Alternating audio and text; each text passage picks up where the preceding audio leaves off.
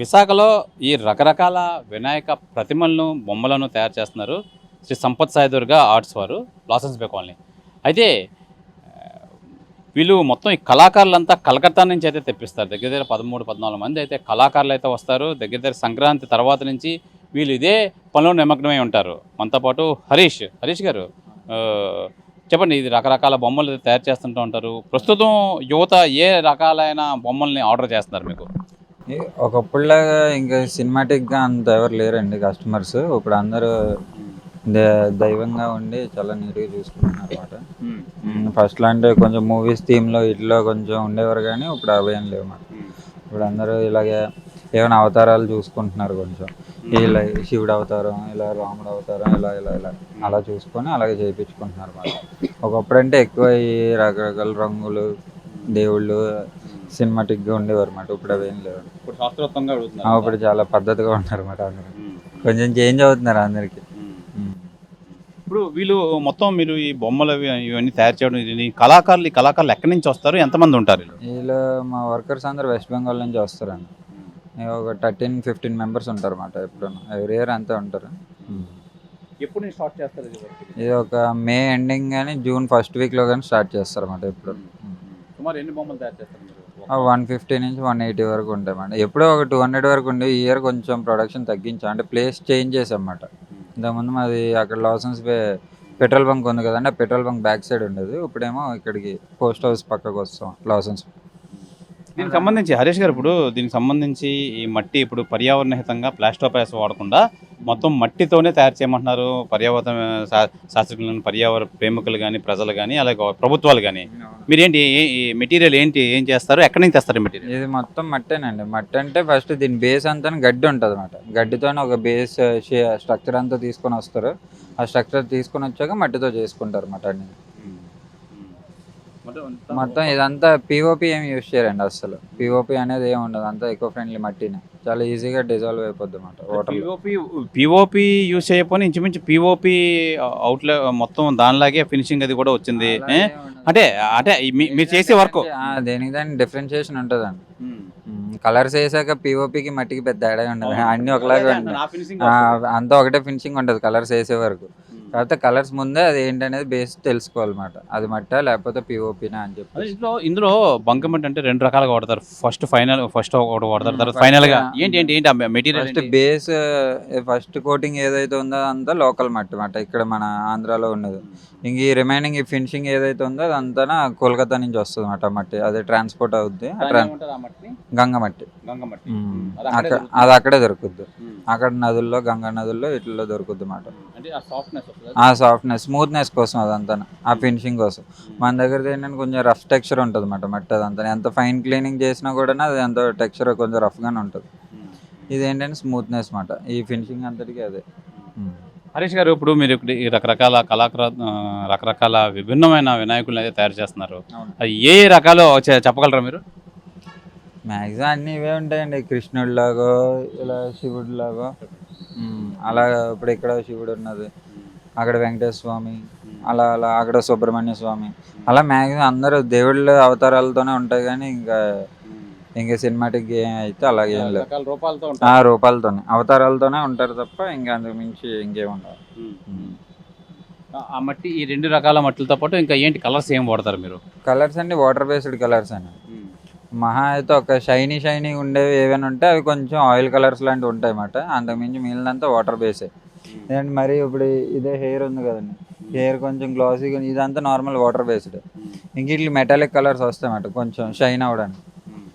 అవి మాత్రం ఇంకా ఆయిల్ కలర్స్ యూజ్ చేయాలి, చిన్నది అంతే. ఏదైనా ఎన్ని తయారు చేసినా, ఎంత పెద్ద బొమ్మలు తయారు చేసినా, ఏదైనా వినాయక చవితి ముందు రోజు అన్ని వెళ్ళిపోవాల్సిందే. ఏమంటారు? అంతేనండి.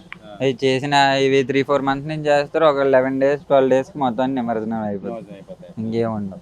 మీరు అంటే ఈ బొమ్మ వెళ్ళిపోతుంది, ఒక మంచి బొమ్మ కష్టపడి తయారు చేసిన బొమ్మ అది వెళ్ళిపోతుంటే మీకు బాధ అనిపించదు? ఆఫ్ కోర్స్ మీకు డబ్బులు వస్తే మీకు అలాంటి బాధ అనిపిస్తుందా? అలాగేం లేదండి, ఎందుకంటే ఎన్నో ఇయర్స్ నుంచి చేస్తున్నాం. అలాగైతే ఎవ్రీ ఇయర్ బాధపడుతూనే ఉండాలి తప్ప ఏముండదు. పోనీ 11 రోజులు 12 రోజులు అంటున్నారు కదా, తర్వాత నిమజ్జనం అయిపోతాయి. మరి అప్పుడైనా మీకు బాధ కలిగిస్తుందా ఇంత కష్టపడి చేసిన బొమ్మలు? అలాగేం లేదండి, ఎందుకంటే అవి అణుపుతేనే ఇంకా మనం కొత్త చేయడానికి అవుద్ది కదా. అవి ఉంచేసుకుంటే మేము కొత్త చేయడానికి అవ్వదు, ప్లేస్ పెట్టుకోవడానికి కూడా అవ్వదు. అవి అవుతూనే ఉండాలి, ఇయర్కి మేము అలా కొత్తగా చేస్తూనే ఉండాలి అన్నమాట. దీని తర్వాత ఏంటి దసరా ఏం చేస్తారు? దసరా కూడా తయారవుతున్నాయండి, అటు సైడ్ అవుతున్నాయి, అవి కూడా అంటే అయిపోవచ్చు. వినాయక చవితికి వెళ్ళినంత ఇదిగా దసరాకి వెళ్తాయా? వినాయకుడు అన్ని చేయరు కదండి ఎవరు. దసరాకి ఏంటంటే మ్యాక్సిమం ఆటో స్టాండ్స్ ఈ ఇప్పుడు ఇంకా కొంచెం యూత్ తయారవుతున్నారు కానీ చేయడానికి. లేదంటే అప్పుడులో దుర్గాదేవికి దసరాకి అంత ఎంకరేజ్ చేశారు. వెస్ట్ బెంగాల్లో అంతా ఆంధ్రాలో చేయరులేండి దసరా. మళ్ళీ వినాయక చవితి అవి అయితే మనకి బాగా చేస్తారు కానీ ఇక్కడ. ఎలాగ ఇప్పుడు వీళ్ళు కలకట్టా నుంచి వస్తున్నారు కళాకారులు, ఎవ్రీ ఇయర్ వీళ్ళే వస్తారు, మీకు వీళ్ళు ఎలా సపోర్ట్ చేస్తారు, ఎలా వీళ్ళు వర్క్ వే ఆఫ్ స్టైల్ ఎలా ఉంటుంది? ఎవ్రీ ఇయర్ ఒకే టీం అంటే ఏమి ఉండదండి, ఎవ్రీ ఇయర్ చేంజ్ అవుతూనే ఉంటారు అన్నమాట. ఇప్పుడు ఈ ఇయర్ వచ్చేవాళ్ళు మళ్ళీ అదే ఫ్యామిలీ నుంచి వాళ్ళ రిలేటివ్స్ని ఎవరినో తీసుకుని రావడం, మళ్ళీ వాళ్ళు అలా చేంజ్ అవుతూ ఉంటారు తప్ప సేమ్ టీం ఎవరు ఉండరు. ఒక ఇయర్ వచ్చిన టీంలో ఒక 15 మెంబర్స్లో 5 మెంబర్స్ 6 మెంబర్స్ ఉంటారు. మళ్ళీ రిమైనింగ్ మళ్ళీ అలా యాడ్ అవుతూ ఉంటారు. వీళ్ళు వర్క్ ఎలా చేస్తారు? ఉదయం ఎప్పుడు స్టార్ట్ చేస్తారు? మార్నింగ్ 7కి లెగుస్తారండి, ఒక 8 కల్లా స్టార్ట్ చేస్తారు. మళ్ళీ బ్రేక్ఫాస్ట్ ఉంటుంది ఒక 10:30కి అలాగా. బ్రేక్ఫాస్ట్ చేసి మళ్ళీ లంచ్ ఒక 1:30 2కి దిగుతారు. మళ్ళీ లంచ్ చేసి రెస్ట్, మళ్ళీ 5కి, మళ్ళీ 5 నుంచి 7:30కి మళ్ళీ బ్రేక్, మళ్ళీ స్నాక్స్ తినేసి మళ్ళీ వర్క్, 11:30కి ఇంక డిన్నర్ చేసి పడుకుంటారు. ప్రధానంగా మనం చూసుకోవచ్చు ఈ విభిన్న రకాలైన ఆకృతుల్లో ఇవన్నీ రకరకాల అవతారాలతో ఈ స్వామివారి విగ్రహాలు అయితే తయారు చేస్తారు. అయితే ప్రధానంగా ఈ నిర్వాహకులు అయితే చెప్తున్నారు, ప్రధానంగా వీళ్ళంతా ఈ ఆర్టిస్ట్ అంతా కలకత్తా వెస్ట్ బెంగాల్ నుంచి వస్తారు. అలాగే వీళ్ళు వాడుతున్న మెటీరియల్ కూడా మట్టి, ఈ స్టార్టింగ్ ఈ గడ్డితో తయారు చేసిన దాంతోపాటు ఈ మట్టి ఇక్కడ లోకల్ దొరికిన బంకమట్టి తయారు చేస్తారు. ఫైనల్ ఫినిషింగ్ వాళ్ళు అక్కడ నుంచి వెస్ట్ బెంగాల్ నుంచి తెస్తారు, గంగా మట్టి అని చెప్పి చాలా స్మూత్గా ఉంటుంది, అది ఫైనల్ ఫినిషింగ్ వాడతారు. దానికి కలర్స్ సహజసిద్ధమైన కలర్స్ వాడతారు, దానికి ఆయిల్ పెయింట్స్ అయితే వేస్తారు అవుట్లుక్ రావడానికి.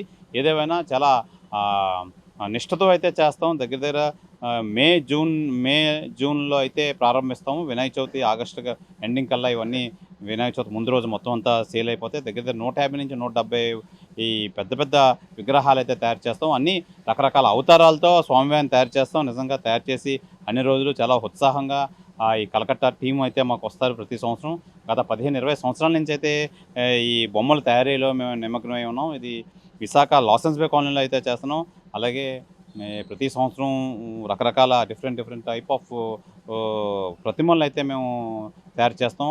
అలాగే ఎన్ని అవతారాలు ఉన్నాయో అవతారాలు అన్నీ తయారు చేస్తాం. అయితే ఈ బుక్ చేసుకున్న వాళ్ళు ఫొటోస్ తీసుకొని వచ్చి మాకు ఈ రకాలైన ఈ రూపంలో కావాలంటే ఆ రూపంలో కూడా మేము తయారు చేసేస్తాం అని చెప్పి ఈ నిర్వాహకులు అయితే తెలియజేస్తున్నారు. ఏదేమైనా ఈ వెస్ట్ బెంగాల్ కలకట్టాకు సంబంధించి టీం అంతా భక్తి శ్రద్ధలతో వచ్చి స్వామివారిని చాలా మంచి ఆకృతిగా మంచి ఫినిషింగ్ వచ్చే విధంగా చేస్తారు.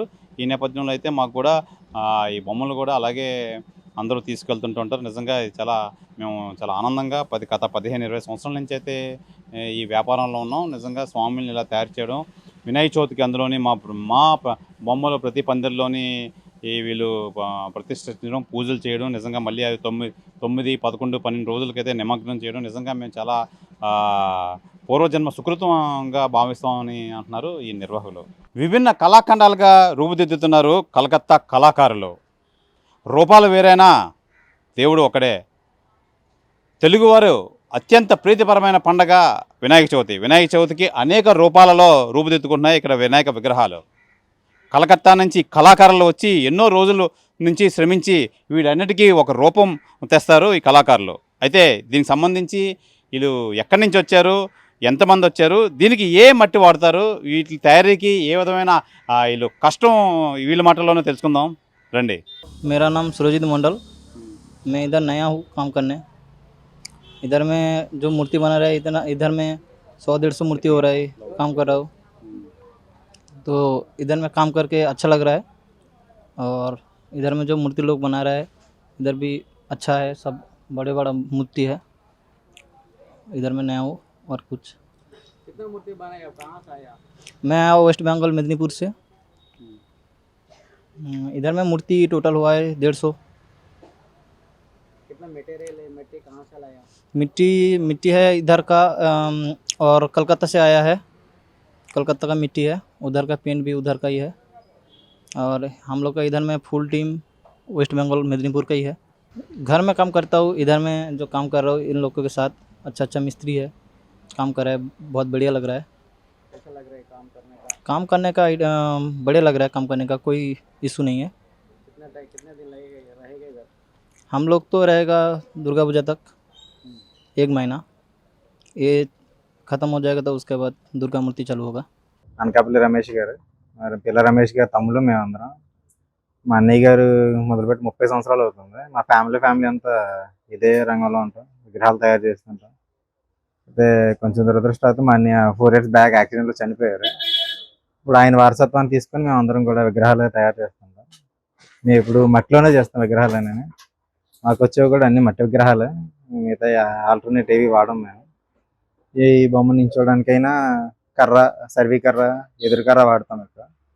నాకు ఇక్కడ పక్క ఊర్లో దొరుకుతుంది, ఎర్రమట్టి తెచ్చుకొని ఎర్రమట్టి కొబ్బరి పీచు వాడతాం. అందులో ఏదైనా పర్యావరణంలో కలిసిపోవడానికే మాకు ఫస్ట్ ప్రిఫరెన్స్. ఏదైనా ఫస్ట్ నుంచి అప్పటి నుంచో ఇంకా మదన్య సందన్య మేము అందరం అన్నదమ్ములు 5 ఫ్యామిలీ అంతా ఇంక ఈ బొమ్మల పనే చేస్తుంటాం.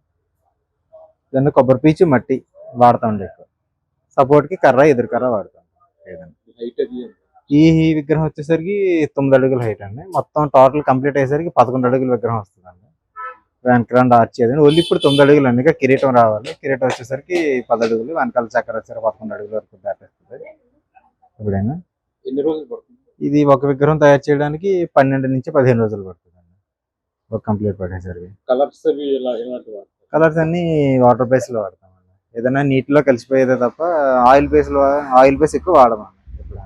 న్యాచురల్ పెయింట్గా ఉండేసరికి పడుతుంటాం. ఎప్పుడైనా పూర్వం సేంద్రియ కలర్స్ అవి వాడేవారు. లేకి రంగులు అంటారు. తాతయ్య గారు కూడా ఇదే పని.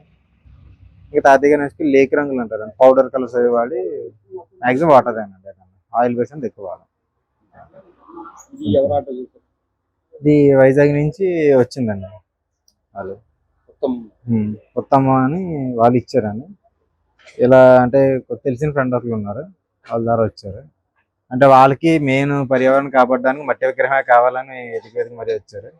వాళ్ళ కోసం పూర్తిగా ఇంక మట్టిలోనే మేము తయారు చేస్తాం. వాళ్ళు కూడా మాకు బాగా సపోర్ట్ చేస్తారు. తెలుగులో ఫాస్టెస్ట్ న్యూస్ ఇప్పుడు కొత్త అవతారంలో 5 సెకండ్లోనే పూర్తి వార్తా సమాచారం మీ చేతిలో. సోషల్ మీడియా ట్రెండ్స్ మీ కళ్ళ ముందుకే live TV and voice search ఆప్షన్స్తో ఇప్పుడే డౌన్లోడ్ చేయండి. యాప్ లింక్ డిస్క్రిప్షన్లో ఉంది.